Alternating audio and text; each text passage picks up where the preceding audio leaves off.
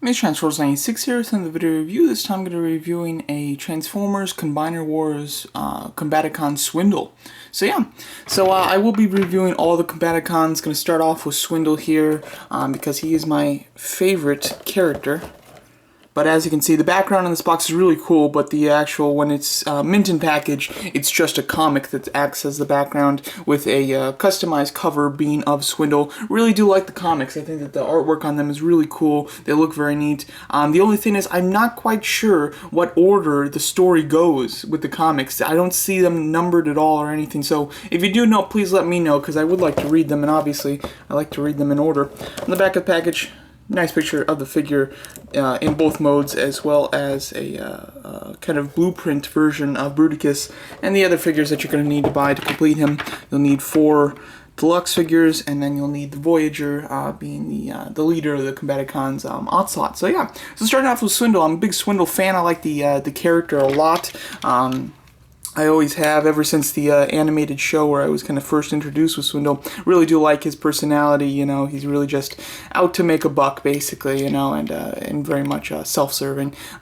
So overall, his vehicle mode looks really nice. I do like the colors that they went with for him. It's obviously yellowish, but it's not a super bright and, you know, extravagant yellow. It's more of a mustard, which I think looks good, and it's pretty much basically all painted in the same type of yellow. The only place where there's a bit of a difference there is this little front piece. This is actually a slightly different shade of the yellow than the rest of the vehicle, but for the most part, he's mainly has you know, a good consistent shading of yellow. Really, just specifically on Swindle, however, on all of these Combaticon figures, the Decepticon symbols are done really perfect. They do seem to be actually painted onto the vehicle. They're not just stickers or anything, and they're just painted so well. Really nice, shiny silver with a good purple on it.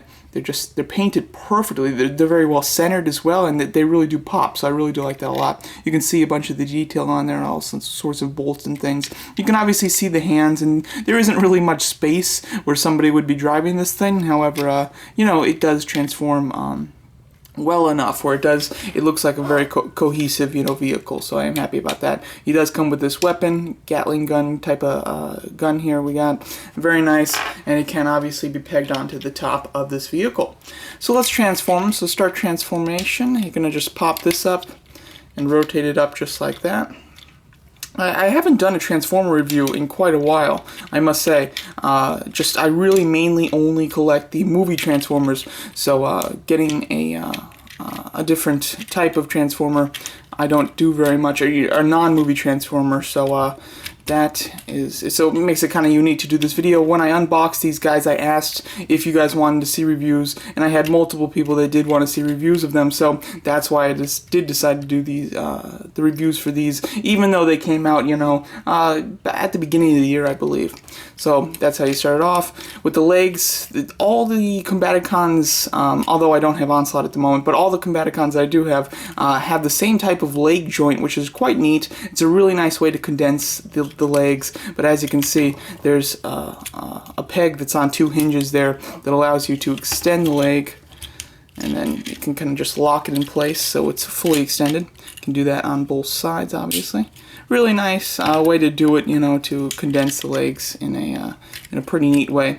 Flip the head up, rotate that up, and then just flip the head around, and you're basically set. There's Swindle in his robot mode.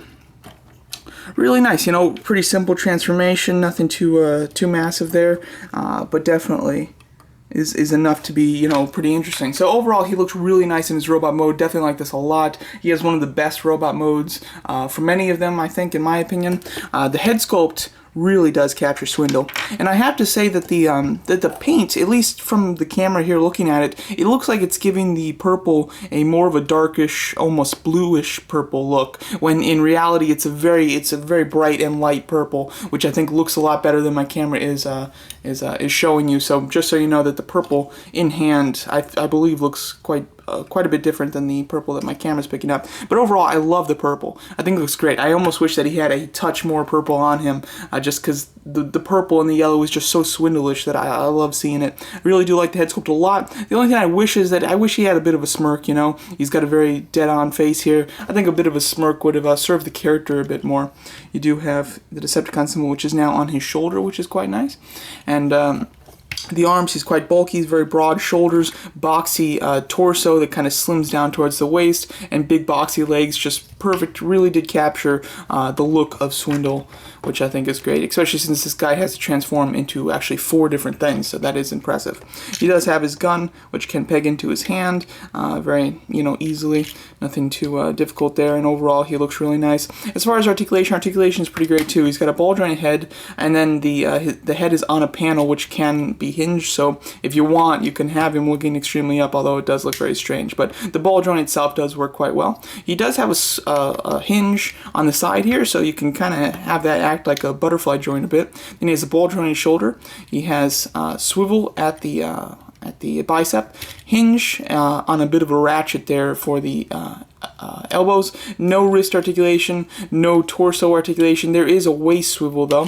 Then he has the ball jointed hips with a thigh swivel. He has single hinge knees, and then the ankles do have a bit of a pivot, which I think is great. That's something that I really haven't seen very much for Transformers, but I think that they are incorporating more and more as time goes on, so that is quite nice. I definitely do like that a lot. His thighs are slightly loose, nothing too extreme, but they are slightly loose.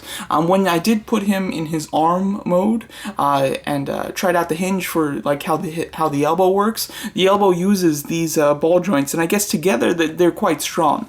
So when he's in his arm mode, it doesn't seem to be an issue, but when he is in his robot mode, the thighs do feel slightly loose, but it's nothing too extreme, and you know, it's really pretty good. So overall, really do like the look of this guy in both modes, especially in this robot mode. I think it looks fantastic and really perfectly captures Swindle in the robot mode, which is great. I'm not going to show you his leg or arm mode in this review. I'll be showing that in the Bruticus review, which I'll do after I review all of the Combaticons individually.